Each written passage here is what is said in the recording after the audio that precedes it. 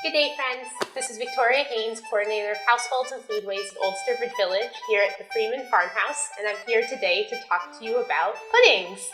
So puddings are a food that covers a wide range in the 1830s, but they usually have a couple things in common. They tend to be either soft to sort of moderately hard, and they're usually contained within something, at least during the cooking process. But pudding also includes things we might not think of as puddings today, like sausages or things contained inside intestines.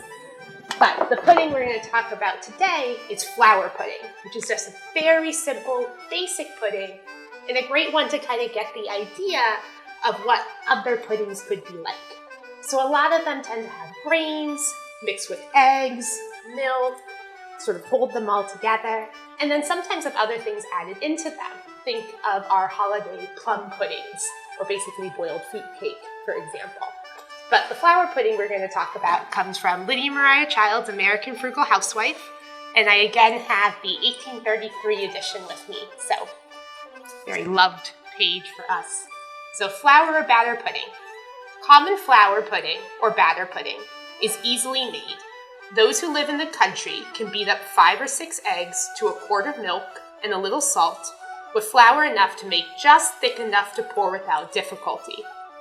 Those who live in the city and are obliged to buy eggs can do with 3 eggs to a quart of milk and more flour in proportion. Boil about 3/4 of an hour. Now, that receipt might not seem like a lot, but there's actually a lot of details there. And one of the things that makes this one so interesting to me is Mrs. Child's attempt to make sure it's accessible to all sorts of women, be they folks in the country, where different things like eggs and milk might be cheaper because they're coming from their own farms and thus more accessible, depending on the time of the year, to people who live in the city and are obliged to buy those things, but of course are still victims to the same accessibility issues, be it chickens that lay less in the winter or less people milking during the cold season. So let's work on assembling a pudding. So we have everything we need to make our pudding right here. So what we're going to start with is our eggs. And though I said Mrs. Child calls for 5 or 6 eggs, I'm actually just going to half the receipt, so I don't need to make the pudding quite that big. Always crack my eggs into a separate bowl first. I already tested these to make sure they're good, but even an egg that sinks in cold water, and thus is a good egg, will sink if it's fertilized. Hence the bowl. It's also a good way to make sure you don't put shells in what you're cooking.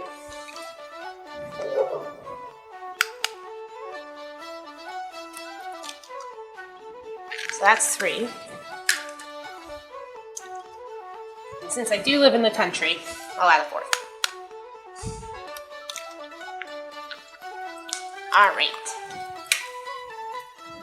So now I'm going to add milk, which called for a quart for the whole, so we'll do about a pint, 2 cups for our pudding here.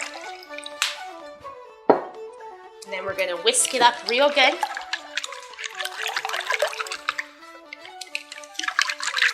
Make sure all those eggs are broken, mixed into the milk. We'll add now a little bit of salt to taste. There isn't much else added to this for flavor, so the salt helps. The other thing that can make a big difference is how you cook the pudding. So I'm just cooking this pudding alone this morning, but a lot of times I make these alongside when I'm doing some boiled vegetables or a boiled dinner, so it does get to pick up the flavors from the thing it's boiling with as well. Right, now we're going to add a couple scoops of flour. And this is where we have to think a little bit more, because our receipt doesn't give a particular quantity of flour. Remember, we have flour enough to make it just thick enough to pour without difficulty. So think about like a kind of good pancake batter.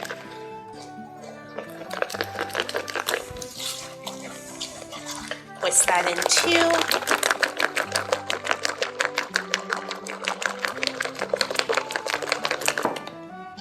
Lumps.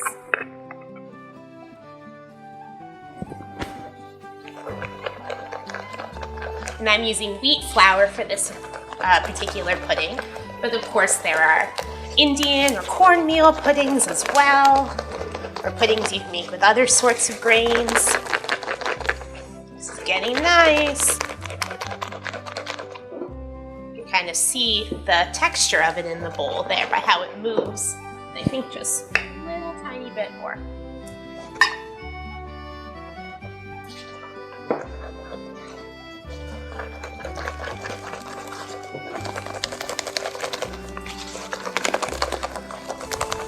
All right, I am happy with that. So we have a nice smooth batter. It moves about. I can pour it without difficulty, but it's still pretty stiff.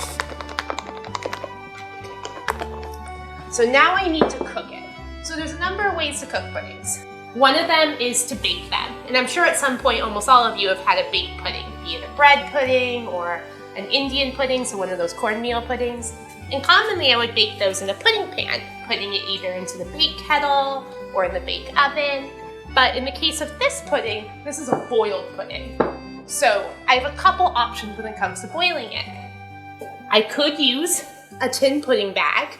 Now this gives you probably the nicest looking pudding of the options that I have here. It's got that same general shape that the redware pudding pan I just showed you has, with that hollow in the middle, which helps the pudding cook and gives it this fun sort of almost volcano look when you turn it out into a plate afterwards.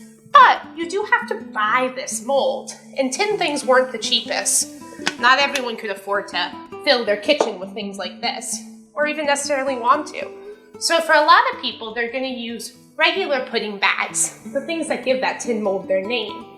So there is advice literature in places like the Workwoman's Guide of sewing a pudding bag, and a lot of them are sewed up kind of like a pillowcase is, stitched along 3 sides and open on the top.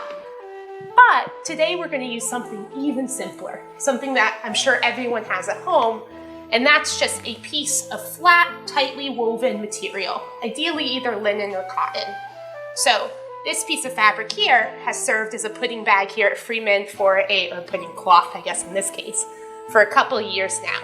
So to transform it from just a regular cloth to a pudding cloth, the main thing we have to do is get a good piece of string and a bit of butter. So I'm going to lay this cloth on the table, and I'm going to liberally butter one side. I would do actually the same thing if I was using the pudding molds. And I'm buttering it just like you would butter, like I said, the pudding mold or a cake pan, trying to make sure I cover all the area that the pudding is going to touch. So now I'm going to use a second bowl, lay my pudding cloth in there, and I'm going to transfer my pudding batter into the cloth.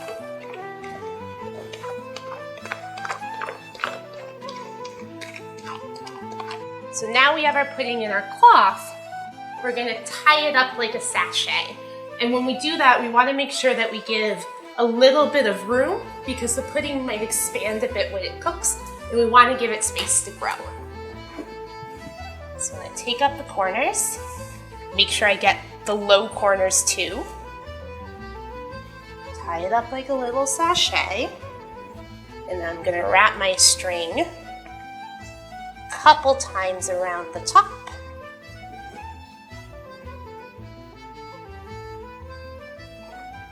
Tying it so it's on one side of the string. So I have the part where my pudding's tied up, and then a good tail hanging off. Beautiful. Okay, to the fire. So now that we're ready to boil our pudding, the most essential thing is that our pot is at a good rolling boil. That's super important. Because we're just putting a pudding in a cloth in, if the pot's not boiling, what's going to happen is water's going to soak it. But if it's at a really good boil, we'll quickly cook the outside and then allow the pudding to cook through.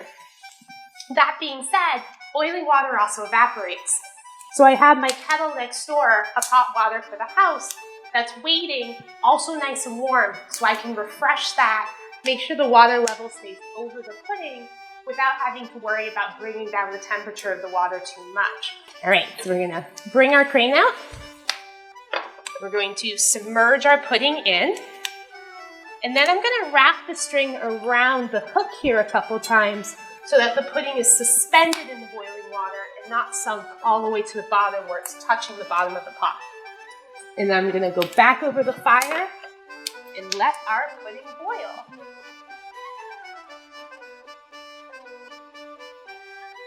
All right, so now the most frightening part, the unveiling.